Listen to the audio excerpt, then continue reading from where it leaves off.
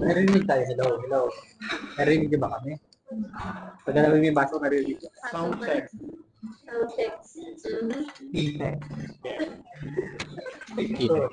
Guys, nandito kami sa boat. Kakain kami ng mga Pero i-test ko na namin. taste test mo. Test mo. I-test ko na namin. Pagkahan na namin. Okay, 1, 2, 3, go. Bakit ba ginatch na kami? Yung selfie kong tama namin, sorry.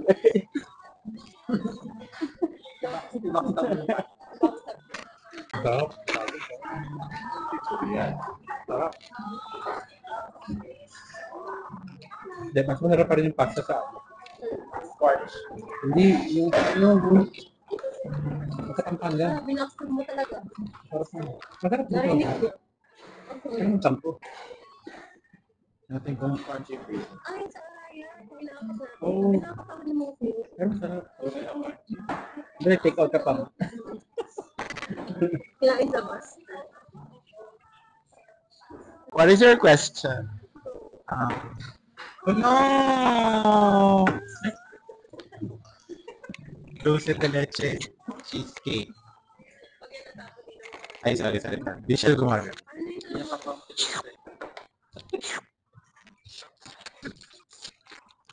Hindi, may dugyot. Dugyot naman ang mga mare ko. May tanong daw si Jeff. Would you date or love a person that is more or less successful than you? No? Yes. Yes, why? Yes. For as a man, yes. Why? Kasi,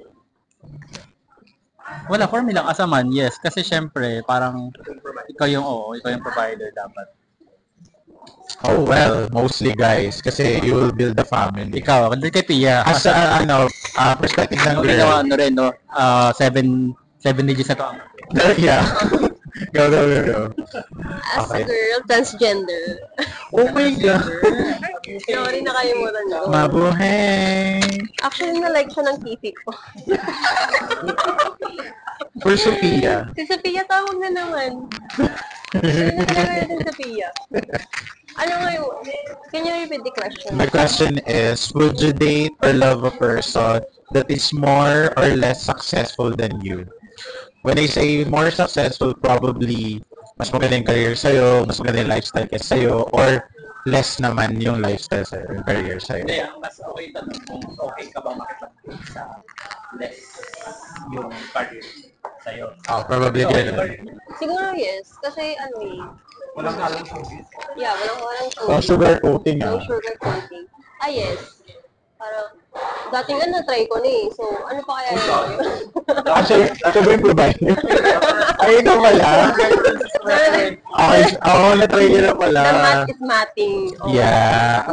Hindi naman dahil din sa basket. Pero yes talaga. Pero- Parang, I mean, Okay, tulong pag nakikita ko na ako. may effort. Yung Pero parang, yung tipong, pero okay hindi na yung ako sa tipo ganito. hindi yung tipo nakaasa na. oo. Alam mo yun. Parang, syempre, Bakit makikita yung mo pa pag rin nakikita mo okay na ako sa ganito? makikita mo pa rin dapat na nag-e-effort siya. Pero yung, yung less na nga siya, tapos hindi pa siya nag-e-effort. Parang yun ang isa no. Yeah, I agree. Ako, okay, ano lang din naman, okay lang din naman. Siyempre parang, ganun din naman, parang pag mas successful sa akin, mas power sa akin. Pero sa akin, pag medyo mas successful sa akin, medyo intimidating sa part ko kasi parang, baka hindi ko masabayan yung lifestyle niya. Like, kunwari siya, matravel siya, mas mamahalin yung mga nabibili niya na nakakainin niya. Parang hirap sabayan in a way, kung ganun yung lifestyle niya. Pero okay lang din naman sa akin. Ganun din naman pag less successful than me. Parang syempre ako din, i-help ko din siya na parang kung yun lang, kung sa for the meantime yun pa lang yun na gigay niya. May role din ako probably ma-improve yun ano niya, di ba? Lifestyle or life niya. Eh, kay Brian. Go girl. Pero dalawa yun ang ato sa'yo. Oh, pamilya. Putang ina, syempre doon tayo sa mayaman. Siguro for me, I never know. Kasi mukha akong pere. Kidding aside, siguro ako ay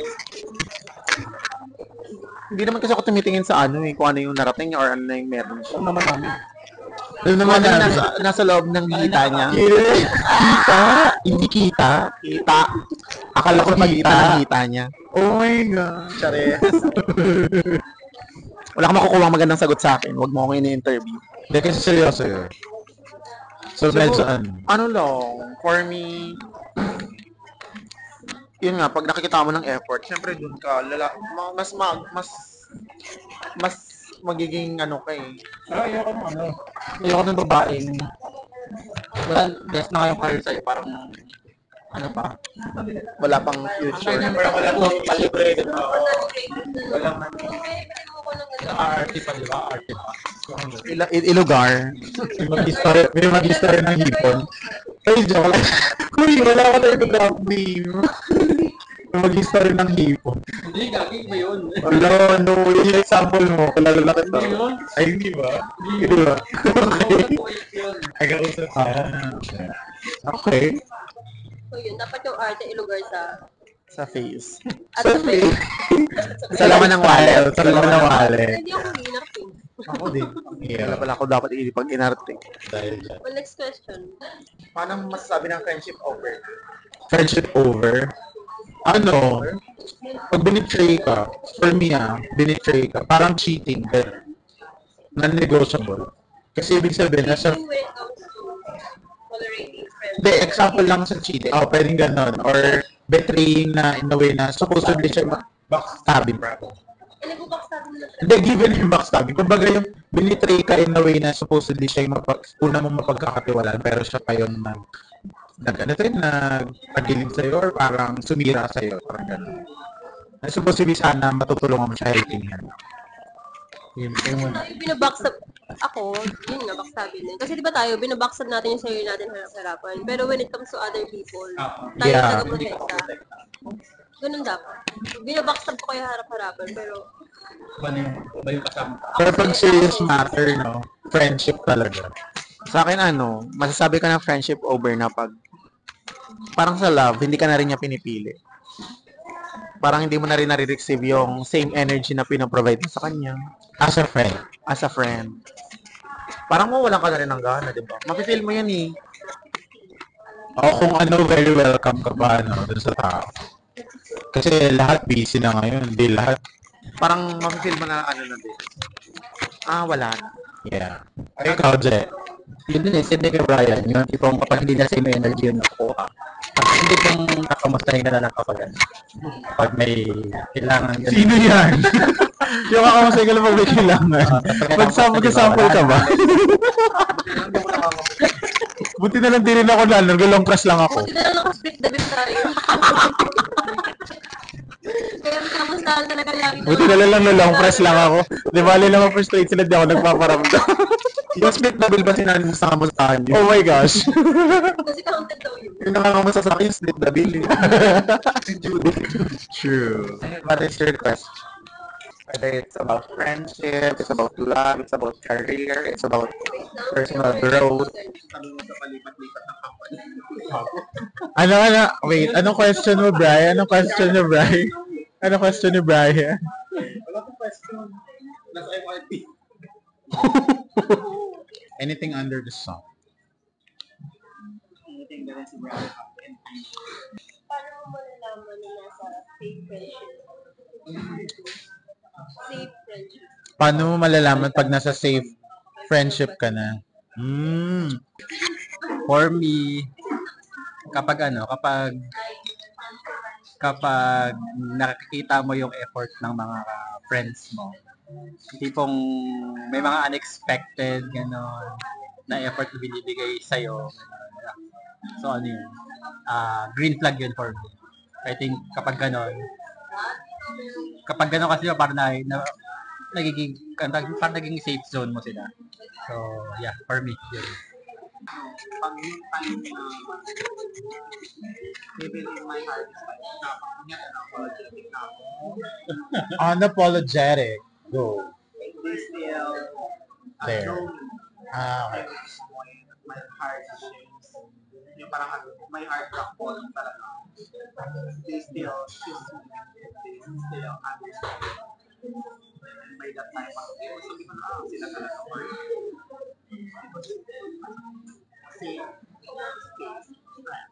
Parang sinabi na lahat ni Brian, may sasagutin pa ba kami?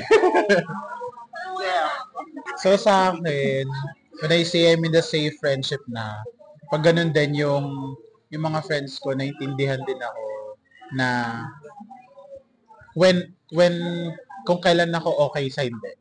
Or yung parang, pag kunwari, hindi ako okay, it's either most of my friends, bibigyan nila ako ng space or they will ask me or kakamustahin nila. Ganun. Yung parang alam na nila yung ugali ng isa't isa. So, they will respect. It's either yung time or yung attention nyo dun sa tao.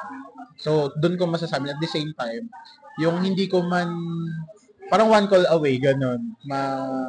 Pag nasa hardest part ka rin ng buhay mo, nandyan sila pa. It's either kung gusto mo lang ng kausap, makikinig sila sa'yo, or sasamahan ka pag nahihirapan ka. Doon ko masabing safe ako. At the same time, masaya ako pag kasama sila.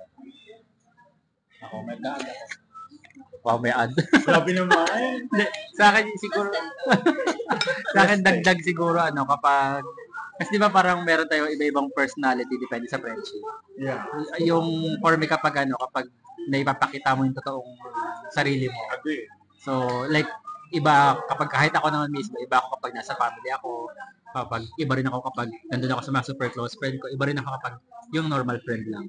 Tapos napagasabihin mo na ng mga secrets, yung tipong hindi ka mababother na sabihin yung ganong klaseng secret. Authentic na ikaw yung walang hindi ka na unfiltered ka, gano'n. Hindi ka hesitant na magsabi sa kanila whether mo yung ipakita mo yung flaws mo. Yung flaws mo na o-open mo sa kanila. Hindi ka na hihirap or hindi ka na talagang whatever you say. Kahit naglalaitan. Siyempre nakapag-ready ka. Nakapag-ready ka for sure. Tagal mo mag-isip eh. Girl, paano yun? Paano pag ikaw nasa safe friendship? Girl, nanggaling ka, wait. Girl, ikaw dapat sasagot yun kasi galing ka na sa unsafe friendship. Or sa safe friendship. Ay, sorry. Ay, sorry. May issue po tayo. Drop me mo Hello, sinabi mo lang unsafe. Ako malalaman ko na nasa safe friendship ko. Pinipilit nila akong pumasok. Hello. O, di safe na kami.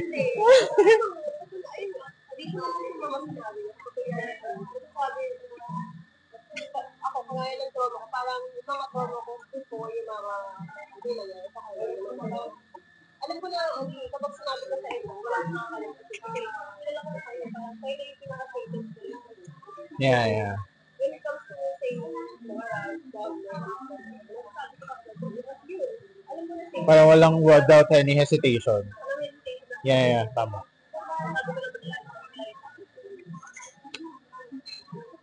Kasi it's either lalaitin ka lang or motivate ka ng mga true friendship. Yeah, I agree. So yun yung third question. So this fourth question. Gerald. Question. Magtanong ka na, go. Kainin mo muna. Wala na kita sa video, sorry. Kain na kayo ng game. Sorry. Camera pala, Rory. For you, ano yung biggest insecurity mo? Oh. Yan na yung biggest insecurity ko. Hirapan din ako eh. Alam mo lang sa ko yung sabihin. Pero usually kasi di ba pag insecurity, physical attributes yung unang pumapasok. Aminin nyo. Kasi po yung pagiging maldita ko. Like, nahihirapan. Pwede. Yung sa akin, siguro kapag meron akong ginawa na hindi ko tinapos, tapos ginawa ng iba, tapos nag-success sila. So siguro, parang yes, parang gano'n. So, parang ano siya sa akin, gano'n. Na, ay, bakit nagawa niya? Bakit ako hindi ko natapos? Uy, trending topic yan ngayon.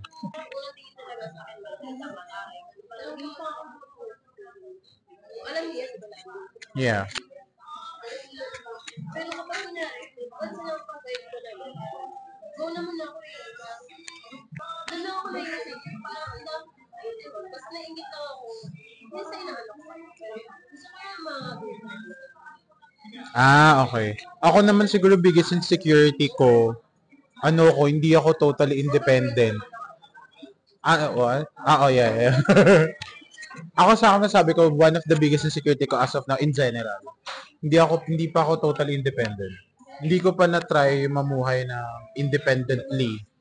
Yung paano ko matetest at the age of mine na kaya ko bang mabuhay ng on my own policy, on my own space, yung alam mo yun. Kasi nasanay ako nakasama ko lagi yung parents and family ko. So, yun yung isa sa biggest insecurity ko for now. Aside sa so many. Sa akin sa career, Ay, okay, no. Ako. ang insecurities ko sa career ko is nagagawa ko siya pero like magaling ako pero I feel like sometimes nararamdaman ko mas magaling. Parang you're good enough but never that good enough. Sama to Bernard. Miss God. Nararamdaman mo yun like Yeah, I agree.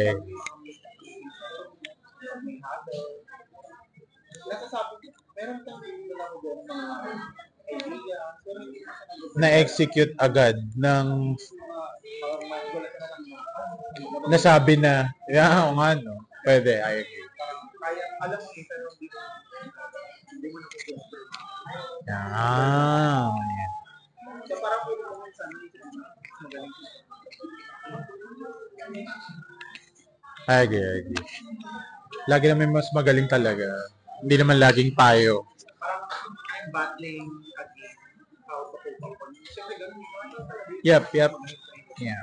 Next question is, Next question is, paano ka magmahal? paano ka magmahal?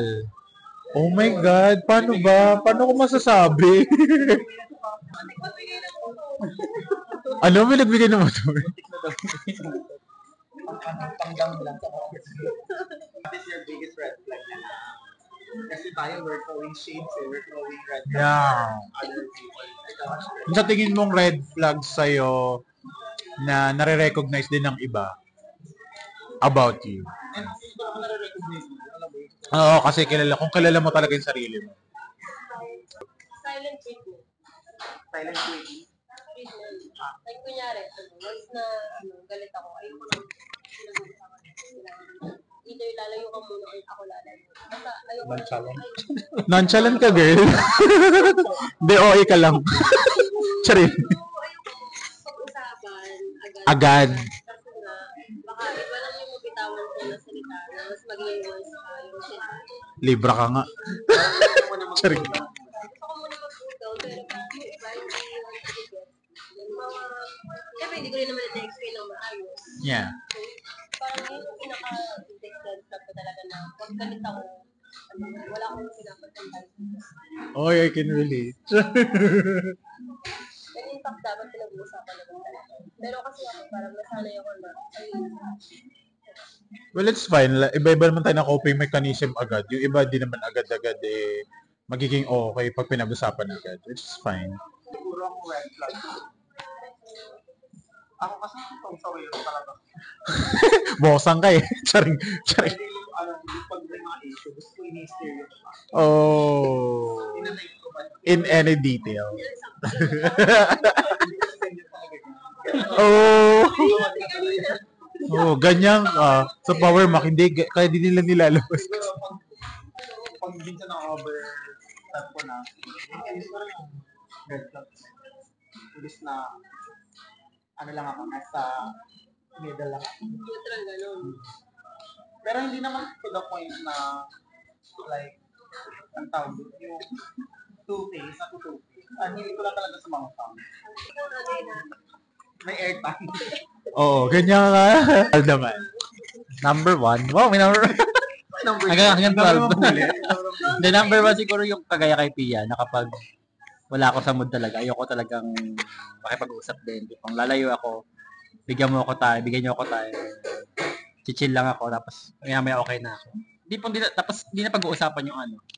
Siguro pag-uusapan the following, susunod na kapag may time, ganun ako. Pangalawa is, napapansin ko din siya minsan dahil parang nagiging pala-desisyon ako.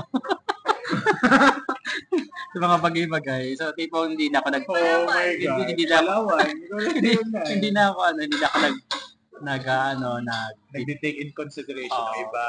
Pero kasi parang madala na rin ako na kaka-consider ko sa iba, walang nagiging decision Oo, hindi naman ito pa yung plano. So, pero yun, hindi na napapansin ko lately na nag-decide na ako minsan bigla-bigla. Ayun. O, tulad ng pagkain kanina. Pagdating namin, may order ka na. sa tingin ko, masasabi kong biggest red flag ko. Masasabi ko yung pagiging overthinker ko most of the time. Alam nyo yan. Parang konting... Kasi di ba parang sobrang overthinker ko, parang mostly negative yung nangingibago. Na parang onting kibot akala ko mali agad or parang ano to? Parang tulad yung naging incident ko dati. Yung akala mo hindi ka lang pinansin or hindi ka lang sinagot agad, akala mo wala nang time sa'yo.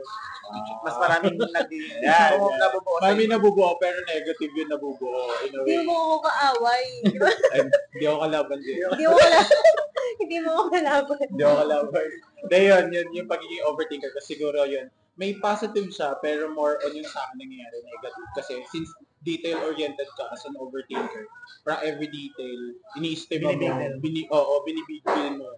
So, tapos nagkakaroon na Hindi mo pa nakukonclude, may yan, yung hindi pa tapos, may conclusion ka na. Yung parang, natapos mo na yung may natapos plot ka agad. na kaagad parang wala nang analyzation. Wala ka pang introduction. Yeah. Wala pa akong title ng problem. Commercial, guys. Mag-goal na tayo, may problema na pala. Yeah. Sorry for that. So, kung may red flag, may Orange Shopee. So, ano yung sa tingin mong green flag mo? Yeah. Wala, 3 minutes na lang. Green flag ko siguro, ma-cherish akong tao. Lalo na pag sa kong pag gusto ko, or like, in general, gustong kaibigan, gustong tao.